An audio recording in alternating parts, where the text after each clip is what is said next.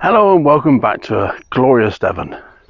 Today the subject matter is what to do when your compost pile loses its heat completely, like this pile did. And what to do and what you can do and should you do it. Let's approach the should you do it first of all. I'm trying to produce hot compost quickly, so I want to. This compost pile fell to 25 degrees centigrade after the last turn.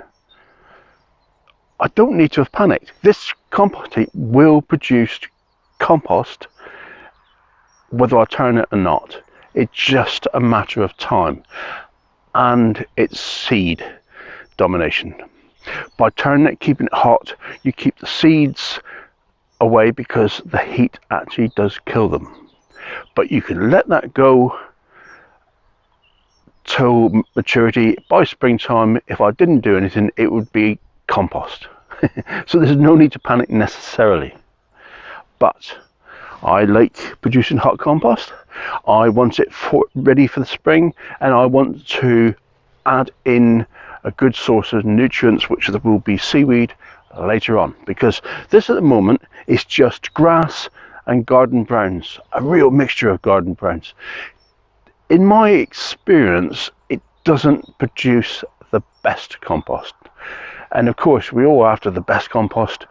So my personal way is to introduce fertility by means of seaweed or by food by way of worms.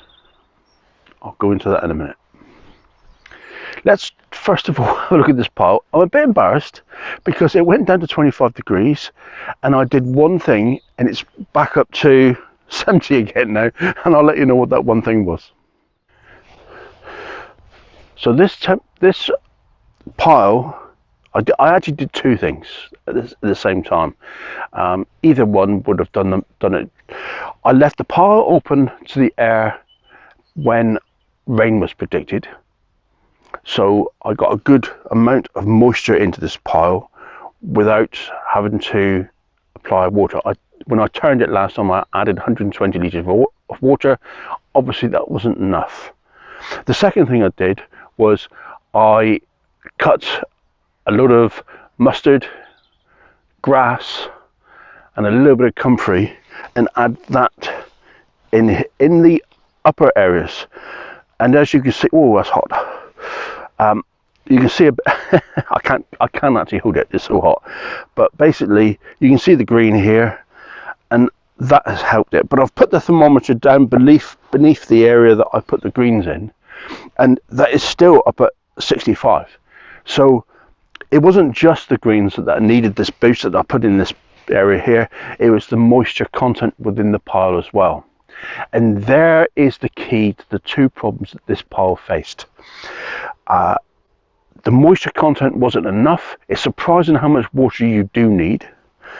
So if your compost pile does not heat up, or it goes cold, should I say, you've got to first of all look at whether the mix was right. In this case, I knew it was a good blend of browns and greens. Whether you've blended them all up together. If you've layered, a lot of compost advocates will recommend that you layer in big chunky layers. I've found in the past, by adding the chunky layers in and not mixing them through, the little layers can go a bit anaerobic.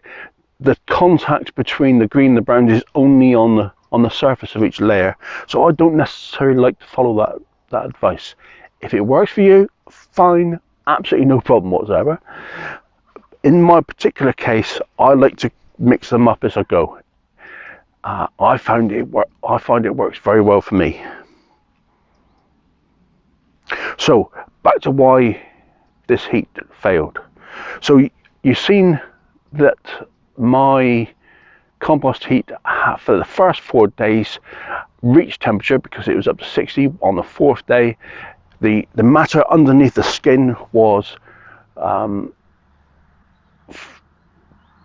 grey and showing very positive signs of a lot of heat generation.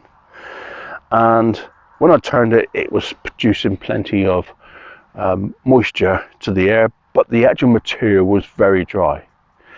Adding the water, sometimes it can just flush through a bit. It doesn't necessarily stay around the compost.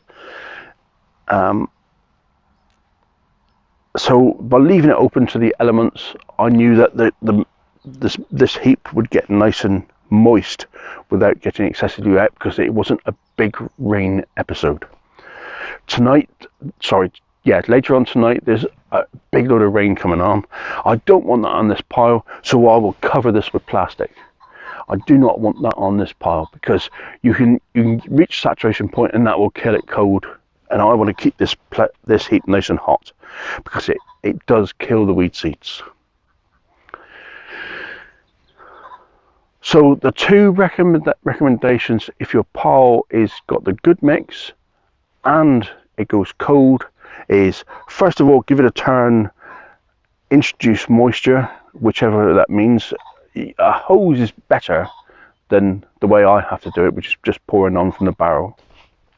The second thing is introducing plenty of greens. Now then, I haven't had time this week because of decorating, but I could have cut this grass up here, mix this in, mix the grass into the pile, and that would have got the pile going as well, with the aim of killing weed seeds and lessening the time for this material to be ready. By introducing a lot of nitrogen through grass and mustard, which also chops up very fine, that is one fix. That's the grass element in particular is a very common way of introducing nitrogen, because we generally either can access it ourselves, or perhaps can get together with a load of neighbours and recycle theirs as well, because as long as they don't use a herbicide on their lawns, it's all great stuff. Other couple of materials you could use is coffee grounds. Coffee grounds are absolutely excellent. If you introduce that to this pile, that would have done the same job as the grass, but you do need quite a bit. The other way would be urine. I am very happy to use my own urine for my own vegetables that our family will eat, because this field is going to be a market garden next year and I'm going to be selling the vegetables. I don't think it's right to use the urine on my compost pile, so I'm not doing that now. If I want to use urine, I'll use it to feed the comfrey, of which I will harvest the comfrey and use in the pile. So I can use it in a way, but not directly on the pile, and I think that's the best way forward as well. That will be easy now to get to the right moisture levels. When I turn it next, I'll test it at that phase, and I will see how much water, if any, I'll need at that point. Any questions in the comments below? Thank you very much for joining me, and I'll see you on the next one. Bye for now.